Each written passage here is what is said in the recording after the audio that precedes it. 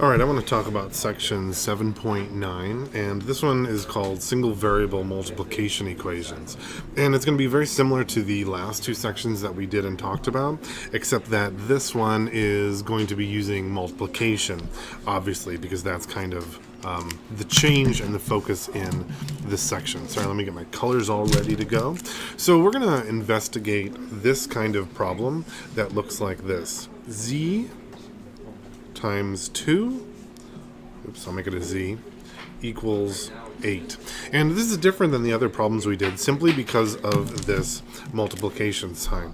Now, we can ask ourselves a number, or what number times 2 is 8.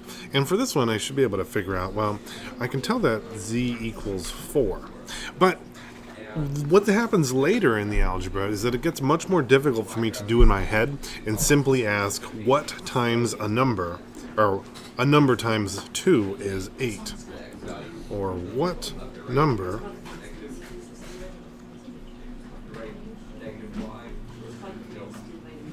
times 2 is 8. And we're going to be talking about how to solve this problem using our algebra and the typical way that we're going to actually solve it. So let's use this same property that we're going to be using before, and we're going to call it the division property of equality. And if you recall, the other two that we used before were if we have a equals b, then a plus c equals b plus c. And this one simply meant that if we have two numbers that are equal to each other and we add the same number to both, they stay equal. So this one, as you might suspect, is going to say something very similar. So if I start with a equals b, if I have two numbers that are equal to each other, and I take any number, a equals b, and I divide both by that number, it's going to stay equal. However, in this case, we have to add a qualifier, because this is only true when c doesn't equal 0. Because if I put 0 underneath both of my sides, I'm going to be dividing something by 0, and that is not really allowed in math because it gives me an undefined answer and it's not useful information. For example, if I divided both of these by 0, I could kind of end up with 0 equals 0, and that doesn't help me at all in solving anything, and it makes it more complicated. So I can divide both sides by a problem, and I am able to solve it.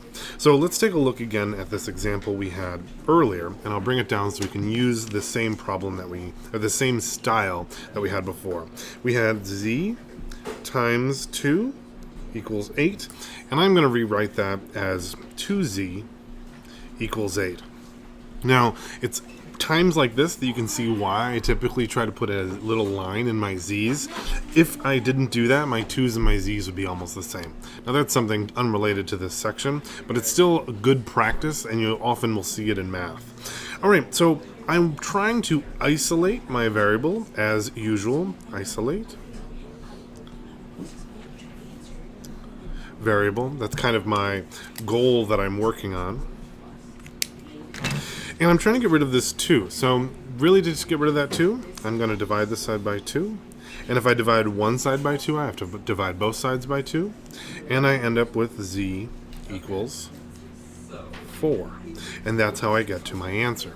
Pretty simple. We've kind of done things more complicated than this, but it's important to look at the actual rules and kind of how we got there. Now, a couple of things that you're going to need to look for and things to be careful about are the negative signs. Now, we've done some practice with remembering about multiplying by negatives and dividing by negatives, and that will definitely come into play in this section because occasionally we may need to divide or multiply by a negative. Let's take a look at a quick example. Example 1. Let me get my orange. Say I'm given a problem that says this. Negative 8r equals 128. Okay, well in this case I'm trying to isolate my r and get it all by itself, just like always. In this case I can see that I need to get rid of that negative 8r.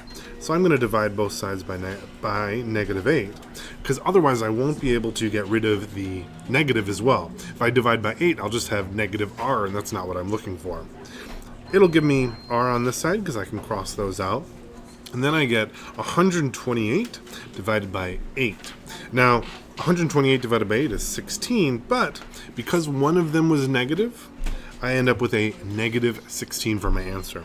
Remember that if they're both positive, it stays positive. If they're both negative, it goes to positive. We can write this out again. Positive times positive equals positive.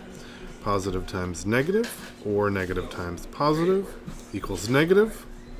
And a negative times a negative equals a positive. And the times rule also fits for multiplying. So that's why I kind of wrote this, because I could really write this as a multiplication, and I could write 128 times negative 1/8. It'd be the same thing. Let's take a look at a couple more. If you feel like you get it, then go ahead and go on.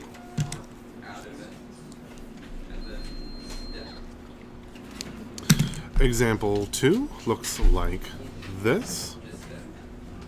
Let's see. We're going to have a simple one. Negative 4x equals 12. Well, in this case it's easy. I'm just going to divide by negative 4 on both sides. I get x. 12 divided by negative 4. 12 divided by 4 is 3. And since one of them are negative, I'm going to end up with a negative 3. Let's take a look at one more quick example. Example 3. And I'm going to have 8a equals 64. Well, I'm going to divide both sides by 8 to get rid of the 8's here. And I'm going to get a equals 64 over 8. Well, I know that to be 8. A lot of 8's, 4's, and 2's today. And I'm good to go. This should not be too difficult, but it's important to look through and see how it goes. Good luck.